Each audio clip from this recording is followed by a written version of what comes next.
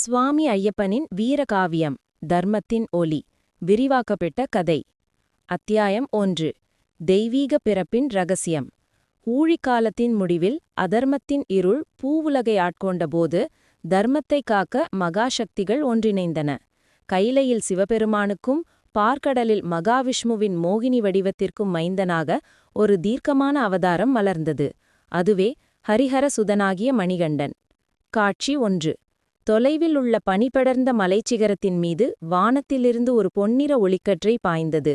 அந்த ஒளிக்கற்றை பூமியில் மோதிய இடத்தில் பிரபஞ்சமே அதிரும் ஒரு சக்தி வெடிப்பு நிகழ்ந்தது.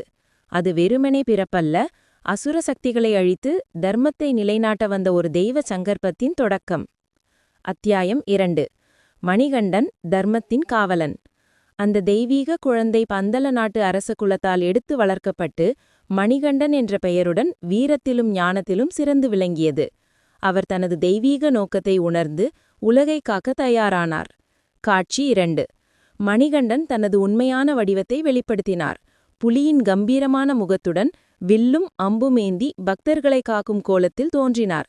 அவரது திருமேனியை சுற்றி பொன்னிற ஒளிவட்டம் சூழ்ந்திருந்தது. அவர் ஒரு கோவிலின் கருவறைக்கு முன்பாக வீரம் பொங்க நின்றார். காட்சி 3. அவர் அரியணையில் வீற்றிருக்கும் காட்சி அவரின் ஆளுகையை காட்டியது. அவர் அமைதியானாலும் அவரது விழிகளில் ஒரு அனல் தெரிந்தது. அவர் நீதிக்கும் தர்மத்துக்கும் தலைவனாக இருந்தார்.